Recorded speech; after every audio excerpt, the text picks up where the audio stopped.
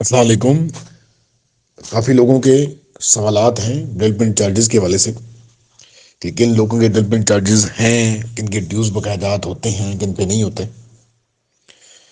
तो मैं कुछ आपको डिटेल बता दूं।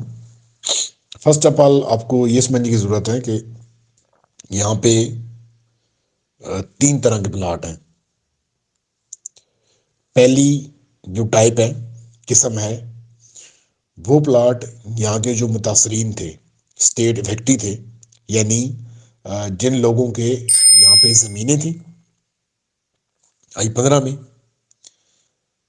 या जिन लोगों के यहाँ पे मकानात थे या अभी मकान हैं, या इस्लामाबाद के किसी भी और सेक्टर में वो स्टेट के मुतासरीन थे, स्टेट इफेक्टी थे।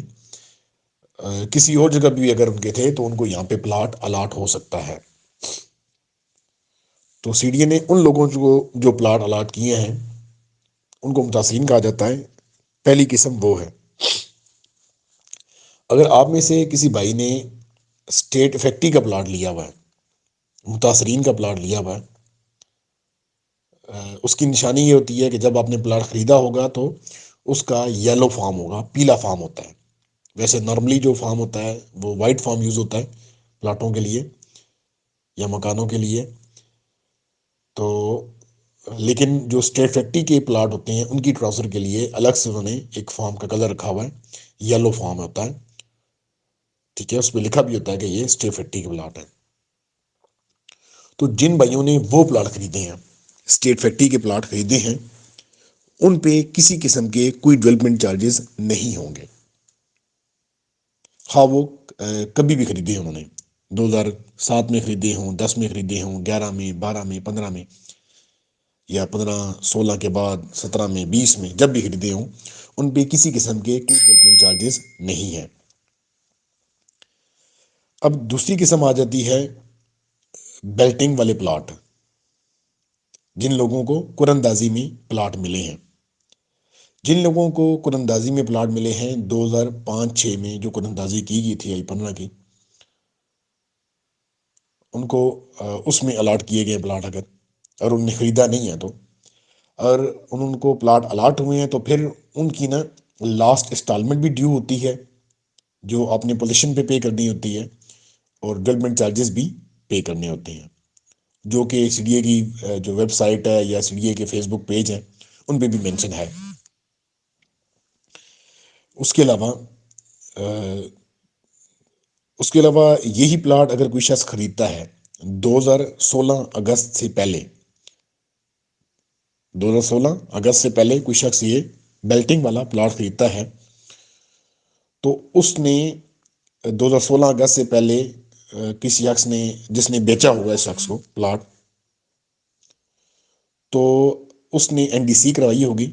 जब एनडीसी होती है तो उसमें लास्ट इंस्टॉलमेंट क्लियर हो चुकी है। तो जो भाई भी 2016 अगस्त से प्लाट जिसने खरीदा हुआ है बेल्टिंग वाला प्लाट, तो उस पे लास्ट इंस्टॉलमेंट नहीं होगी, लेकिन डेवलपमेंट चार्जेस उस पे अप्लाई होंगे। कोई शख्स अगर 2016 अगस्त के बाद प्लाट खरीदा हुआ है, अगस्त 2016 के बाद प्लाट खरीदा हुआ है, तो क्योंकि उसने, जिस शख्स ने इसने प्लाट खरीदा हुआ है, जिस शख्स से इसने प्लाट खरीदा हुआ है, उसने जब इसकी एनडीसी करवाई होगी तो उसके ड्यूज सारे बकायाजात क्लियर किए होंगे, तो उस पर भी कोई डेवलपमेंट चार्जेस, कोई ड्यूज वगैरह मौजूद नहीं है। फॉर एग्जाम्पल किसी शख्स ने 2017 में प्लाट खरीदा है, 18 में खरीदा है, 20 में, 21 में, तो उस पर किसी किस्म के कोई ड्यूज नहीं है। अब नेक्स्ट आ जाते हैं फ्लैट के अगेंस्ट प्लाट।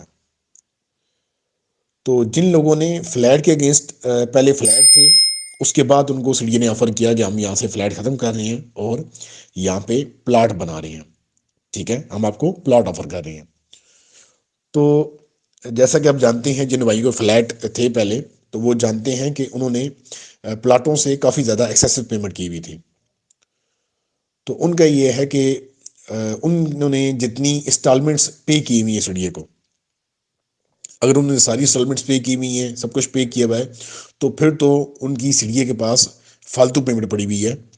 तो वो अपना पोजेशन अप्लाई करके लास्ट इंस्टॉलमेंट पे करके और अपनी जो जो इसकी एक्सेसिव पेमेंट है उसकी वापसी का मुतालबा करें।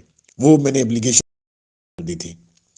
हाँ, अगर फ्लैट वाले जो लोग हैं उन्होंने कंप्लीट पेमेंट अपनी सारी किस्तें पे नहीं की हुई, तो फिर उनको अकाउंट से चेक कराना पड़ेगा कि उनकी कितनी किस्तें पे हैं और रिमेनिंग कितनी अमाउंट रहती है। Thank you.